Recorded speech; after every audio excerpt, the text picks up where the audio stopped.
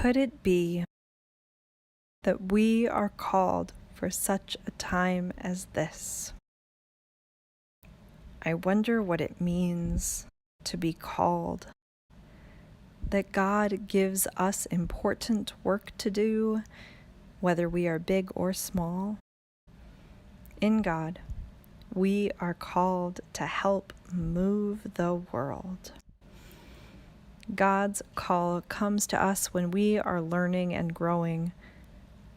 Let's get ready for a story about how one of God's people was called when he was very small.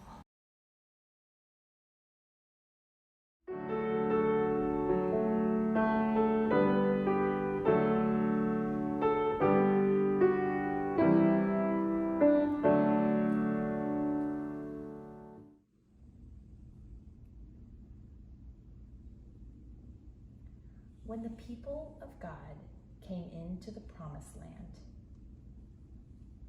they carried the ark into the mountains to a place called Shiloh. They put up the tent for God, and the ark stayed there. The people of God settled in the hills around the ark. Two of the people, Hannah and Elkanah, lived in Ramah, not far from where the ark was kept. Each year, they came to Shiloh to pray. Hannah wanted to be a mother so much, but she had no children. One year, she prayed so deeply in front of God's tent that one of the priests named Eli worried about her. He went to her to see if he could help.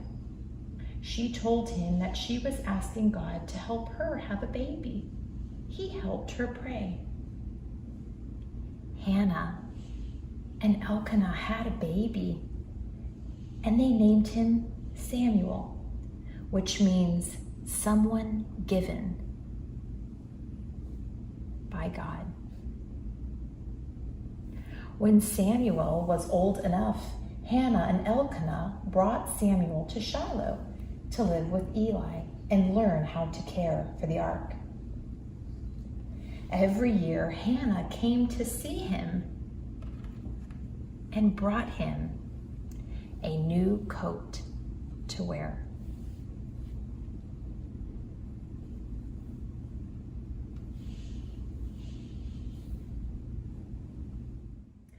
One night, when Samuel was asleep on his mat in the tent, God called, "Samuel, Samuel." Samuel thought it must be Eli calling, so he went to him. But Eli did not call him. And he told Samuel to go lie down. This happened 3 more times until Eli thought that it must be God calling Samuel. He told Samuel to go back and lie down. He said, "If you hear the voice again, say, 'Speak, God, for your servant hears.'" God called him again. But this time Samuel did as Eli told him. God told Samuel that Eli's own sons would lose the ark in a battle, and Eli would fall down and die when he heard this news. In the morning, Samuel told Eli what God had told him. It came true. The people of God lost the ark, and Eli died. Since the ark and the priests were gone, Samuel went back to live with his mother and father. But God stayed close to Samuel, and he became the leader of all the people, called a judge. He was also a prophet.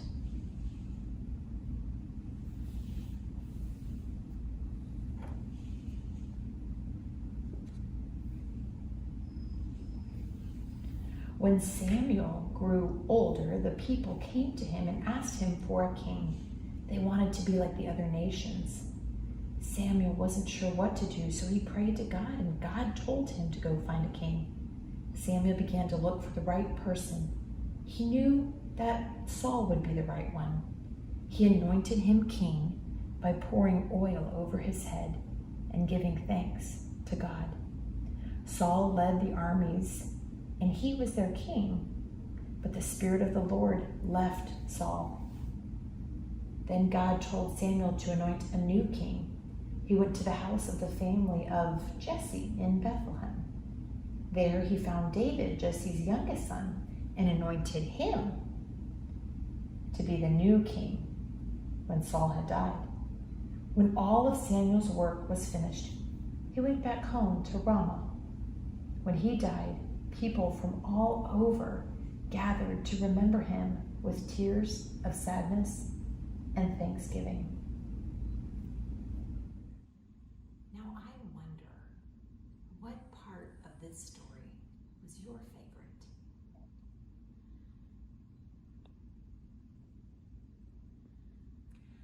I wonder what part of this story was especially about you, or where you might be in this story.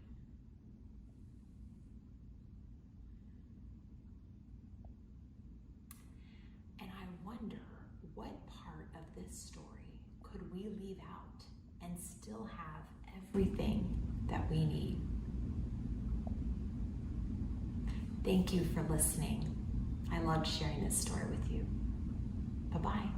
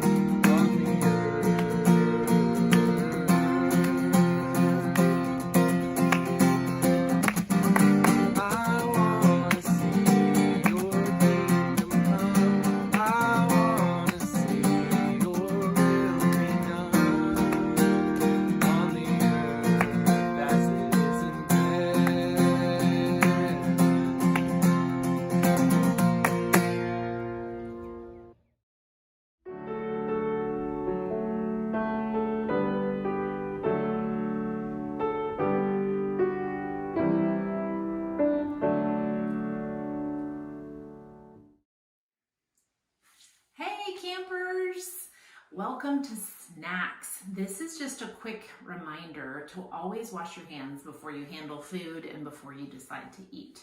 So let's wash hands together to just jog our memory on what's best for hand washing. So first thing is to always wet your hands, turn the water on, wet your hands, grab some soap, and then you want to soak up your hands and scrub all over for a good 20 seconds. As you probably know from school or from your parents or from teachers or anybody else, that you can probably sing Happy Birthday or ABCs or Twinkle Twinkle Little Star, and those songs also, or Jesus Loves Me, those songs usually take about 20 seconds. So when you're done and you've sung your song or counted or set a timer and rubbed everywhere, even kind of your fingertips and between your fingers, you can rinse real well. And then what's really important is if you're out and about, like at school or out somewhere, you want to dry your hands first, keep them clean, and then turn off the knob with the towel. Now at home, this probably isn't so important, but if you're out and about where lots of people are using a bathroom, it's always good to turn off the faucet with the towel. All right, we'll get ready for a snack. Just always be sure to wash your hands before you handle food and eat. All right, bye. Today for our snack, I found some fresh fruit from my kitchen to enjoy at this park.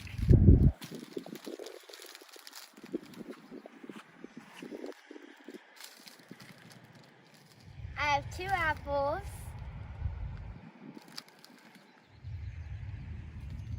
a cucumber from my grandma's garden,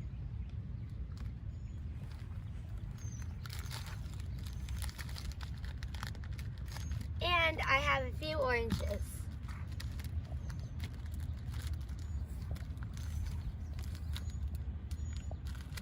Hey, when I put these together, it looks like a butterfly.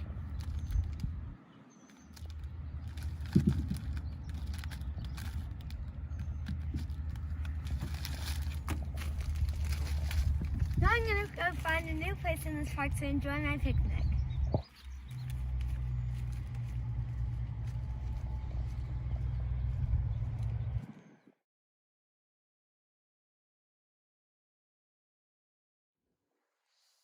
Hey campers! Today for snack, you were supposed to find a fresh fruit or vegetable available to you, which means something you found in your kitchen or maybe in your garden. And you were supposed to pack it up in that cool little stack you made in crafts and take it out on a picnic somewhere. And you did that with my friend in another video. But I thought I would also show you some other ways to make use of fresh fruits and vegetables for a snack. So my friend here is going to help me, and we're going to show you how to make some fun frozen banana pops. All right, so first what you need to do is grab a banana, and oftentimes it's hard to open them from the top. So if you flip them around, it's much easier to open them from the bottom. So we're going to peel our bananas.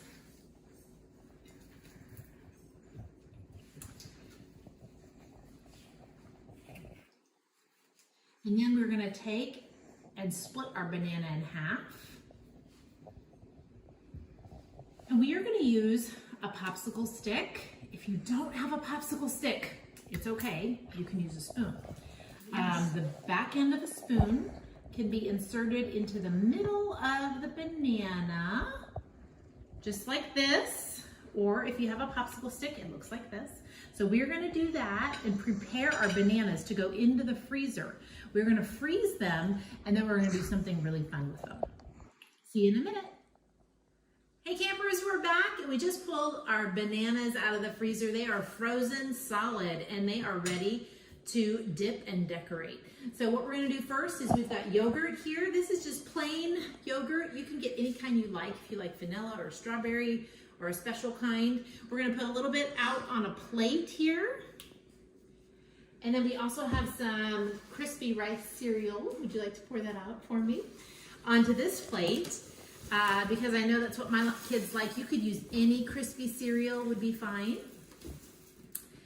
And then what we get to do is we're gonna take our frozen banana, dip it in our yogurt. You can kind of just spin it around. And if you need some help, you could probably use a utensil to help you. I'm just gonna use a little bit of this. Okay, so it's covered in yogurt. And then I'm gonna roll it in our cereal. Okay, and look how fun that is.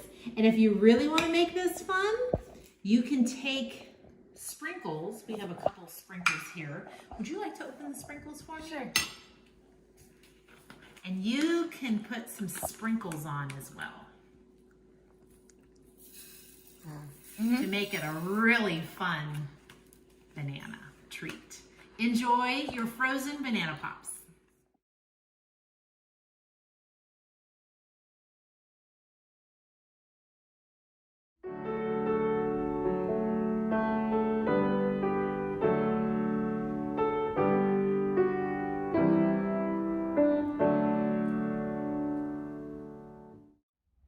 Hi campers! Today we are going to make a telephone out of tin cans, okay? So, and if you don't have tin cans, I know some of us don't have tin cans in the pantry. Maybe you could use cups too. You could use red Solo cups, or we also thought you could use a water bottle. You could cut off the top and use kind of the bottom parts of a water bottle. Okay? Right here I have one of our Playroom walkie-talkies. So it's kind of like God sending the message to us, which is kind of added on to a telephone. Like the message can bounce back like that. Great point. Yeah, it's just like us being called by God. A different way to hear the message, right? Absolutely.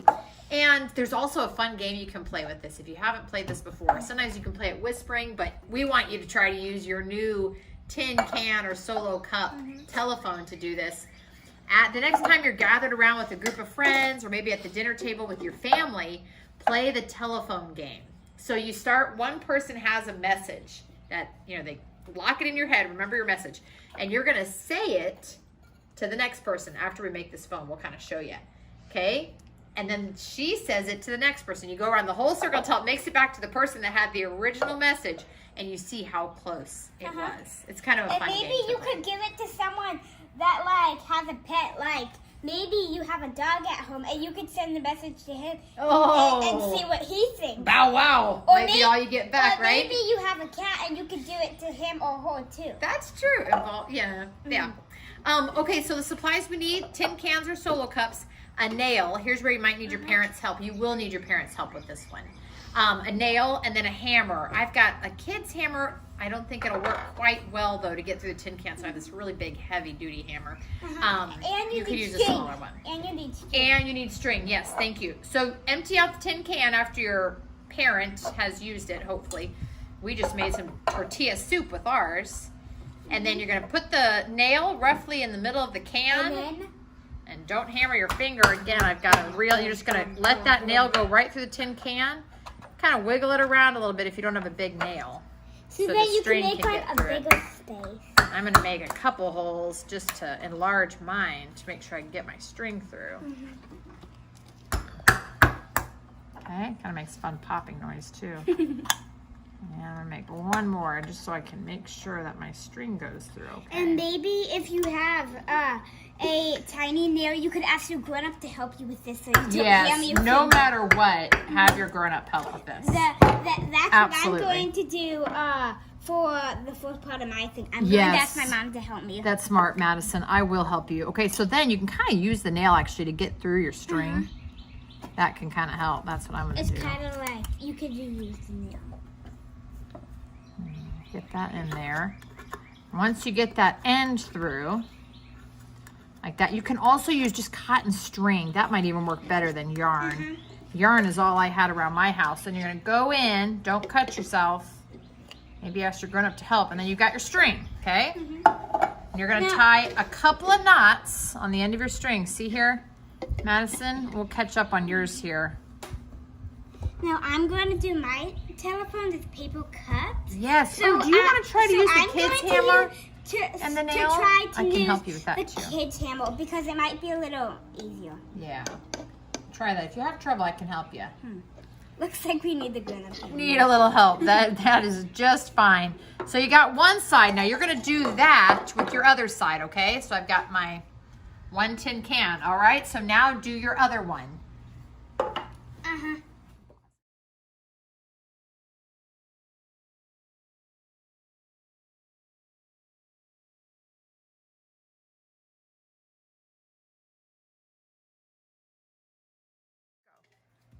Okay, so here's our finished product. Now we're going to test it out and see how it works.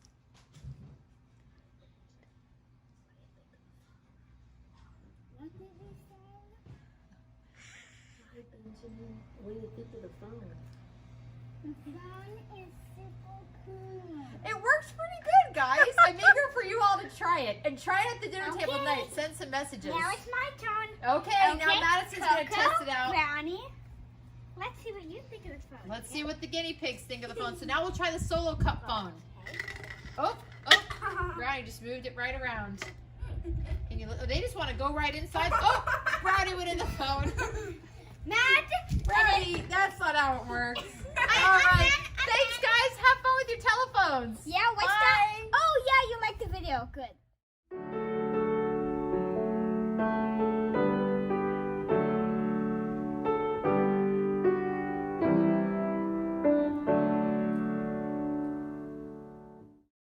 Hi friends, welcome to day 3 of VBS 2021 Called for Such a Time as This.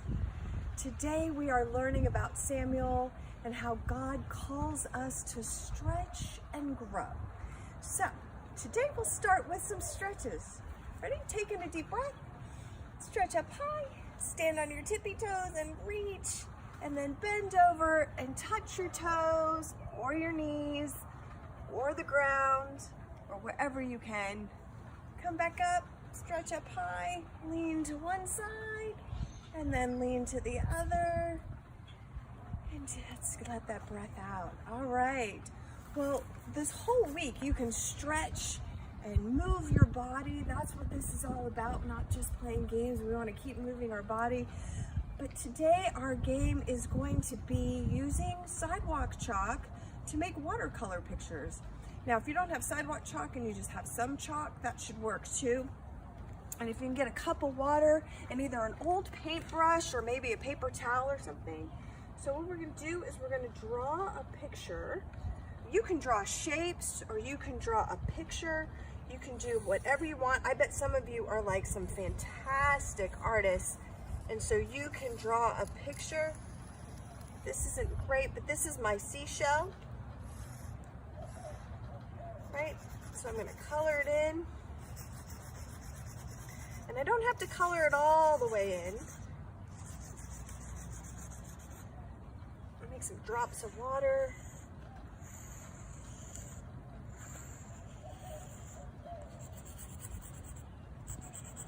Color that in. And you know what? For fun, I'm going to add some other color in this one.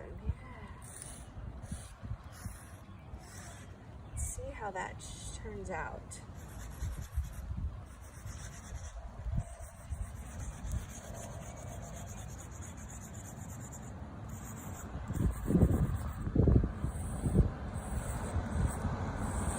Okay, and then I'm going to take my cup of water, and if you want it first, you can just sprinkle some of it on there.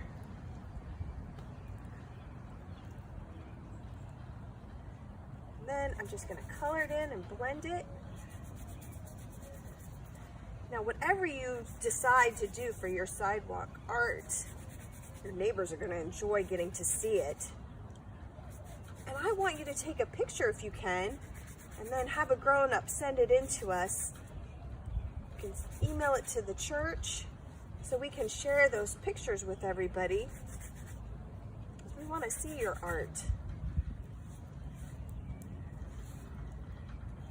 And this is just to help us remember that we each have gifts, just like Samuel did, and God calls us to use them to share with other people.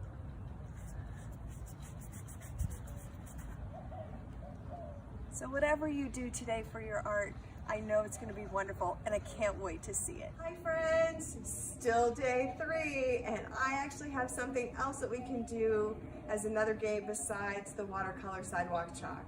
So Samuel was called, and you should have made a telephone for the telephone game. So yours might look different. Maybe you have a different color plastic cup, maybe you have tin cans, but whatever you have, if you've got somebody there with you that can play this game along, maybe a sibling or a friend or a parent, you have to make sure that you pull this really hard, and then we're gonna say some phrases and see if the other person can understand what you're saying. So are you ready?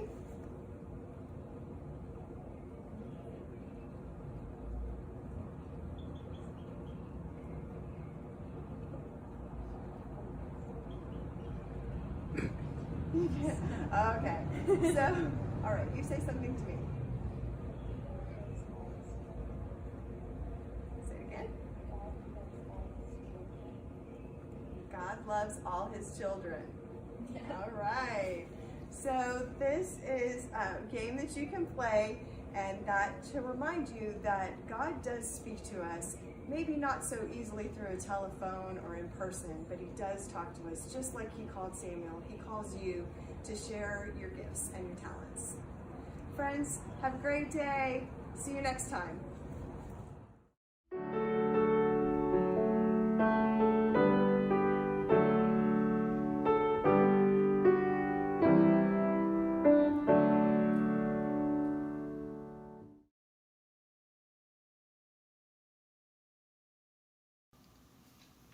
We've heard God's story about how God's people have been called to help move the world.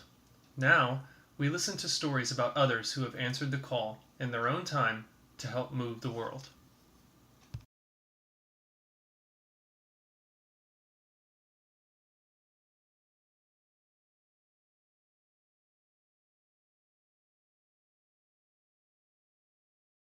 First words and first steps. We stretch, we grow.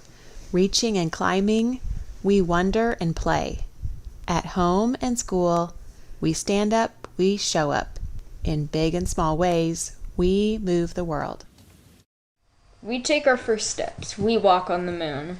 Astronauts Buzz Aldrin and Neil Armstrong were the first to step on the surface of the moon in 1969. We draw a picture all by ourselves. We create a memorial with others. First displayed in 1987, the AIDS Memorial Quilt honors the 32 million lives that have been lost to HIV/AIDS.